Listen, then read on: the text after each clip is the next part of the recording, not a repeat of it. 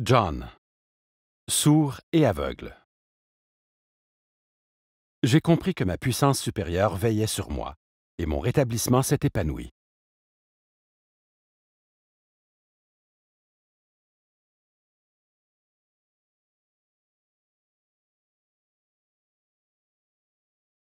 J'ai 52 ans et je suis marié à une femme qui entend naturellement.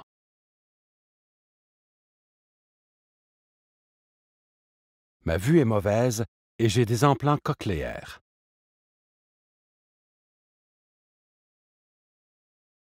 Avant les implants, je portais des appareils auditifs. Je peux parler avec ma voix. Par contre, je conserve mon identité de personne sourde et aveugle. Et j'utilise encore ma langue maternelle, le langage des signes américain. À 5 ans, mes parents m'ont placé dans un pensionnat catholique.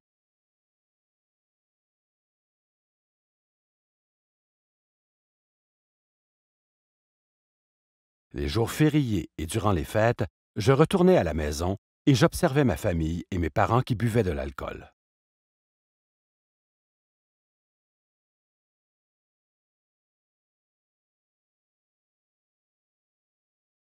À l'adolescence, j'ai commencé à boire un peu. Quand j'étais étudiant de première année à l'école secondaire,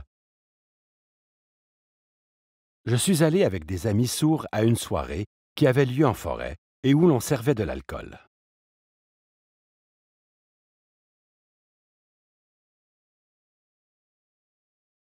J'ai été banni du campus pendant 1 an. Par contre, j'ai continué à boire.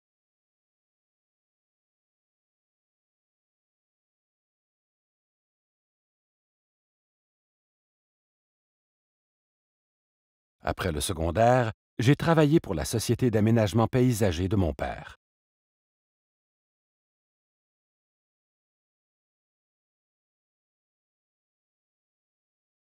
À cette époque, j'avais l'impression que tout le monde croyait que j'étais limité parce que je ne pouvais pas lire, ni voir, ni entendre.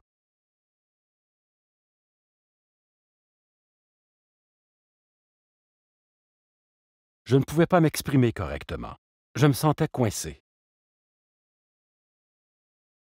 Ce sentiment s'est transformé en colère et en frustration. Ma solution était de boire.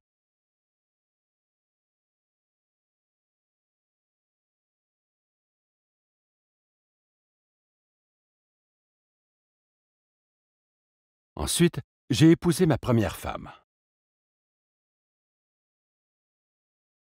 Mais mon alcoolisme n'a pas tardé à affecter mon mariage et j'ai décidé d'aller suivre un traitement à l'interne.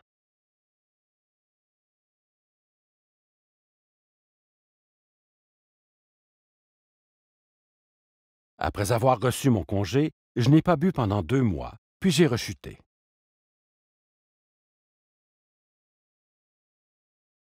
Je n'étais pas fier de moi, j'avais l'impression d'avoir gâché ma vie, et j'ai donc été consulter un thérapeute.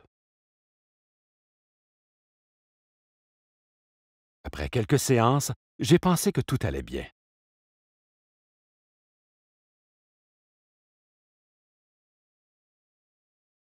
Ma femme a parlé de mon alcoolisme au thérapeute, et ce dernier m'a dit que j'avais le choix.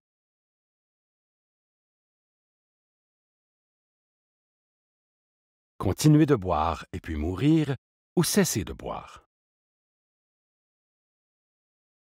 En l'espace de 2 semaines, j'ai cessé de boire et je suis entré en thérapie fermée.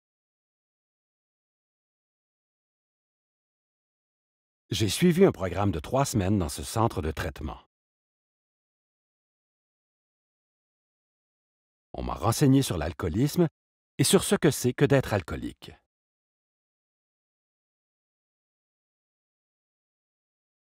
Une partie de mon programme prévoyait que le centre fournisse des interprètes, lesquels étaient payés par bloc de 2 heures.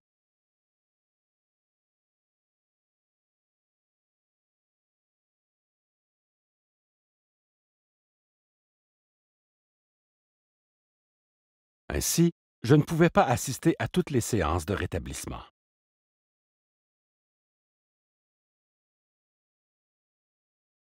Je me rappelle avoir ressenti de la colère et de la frustration parce que je n'étais pas à l'aise dans les cours où je n'avais pas d'interprète.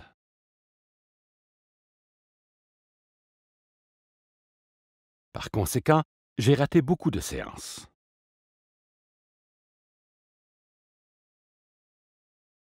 En sortant de là, j'ai assisté à des réunions des AA pour les sourds.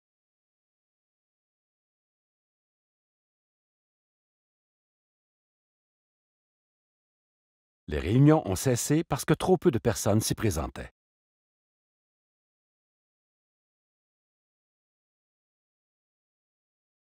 J'ai essayé d'aller à des réunions des AA pour entendants, mais j'avais de la difficulté à trouver un interprète.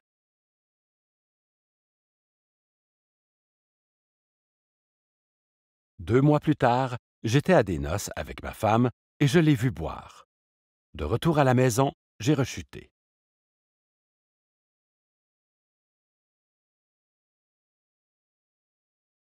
Après un avertissement de mon médecin, j'ai à nouveau cessé de boire et je suis retourné aux réunions des AA.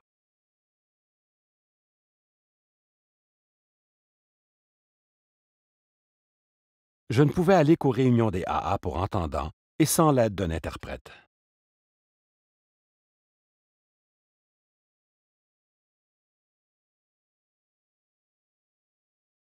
C'était une expérience horrible sans interprète.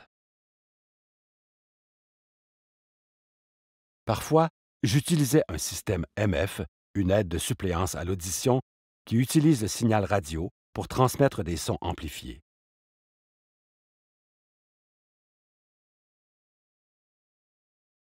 Afin d'entendre dans les réunions. Par contre, je ne pouvais pas saisir les émotions dans la voix des autres membres du groupe.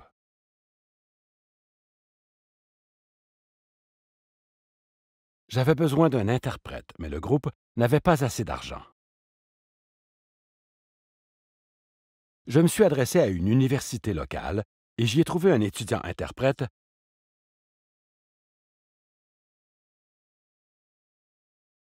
qui ne pouvait interpréter pour moi qu'un jour par semaine.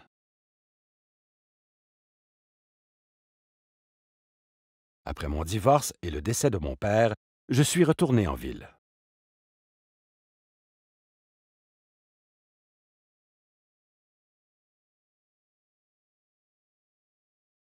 J'ai pris contact avec un centre de ressources indépendant de la région et on m'a guidé vers des réunions des AA pour les sourds où il y avait des interprètes.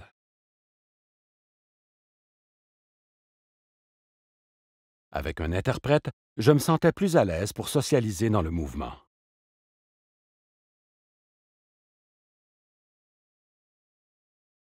J'étais décidé à aller vers les gens et à tendre la main. Je n'ai jamais perdu espoir de me rétablir.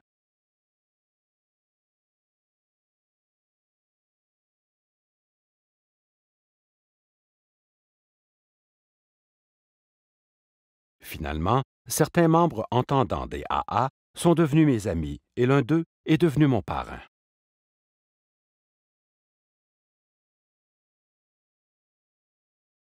J'ai compris que ma puissance supérieure veillait sur moi et mon rétablissement s'est épanoui.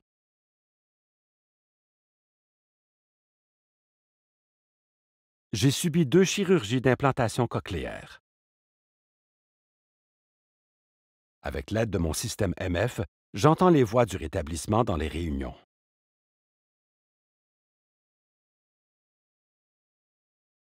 Je suis en contact avec plus de membres des AA et je travaille toujours les 12 étapes avec l'aide de mon parrain.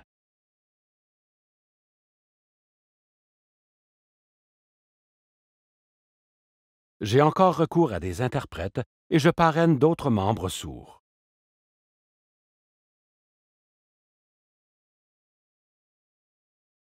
Je comprends toute l'importance pour les membres sourds, malentendants et sourds et aveugles de rester abstinents.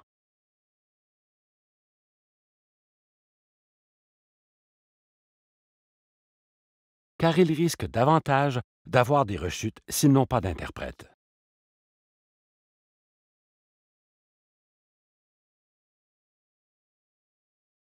Il est essentiel que la communication existe entre les membres sourds et entendants. Je suis reconnaissant à Dieu et au AA de m'avoir donné une nouvelle abstinence et une nouvelle vie.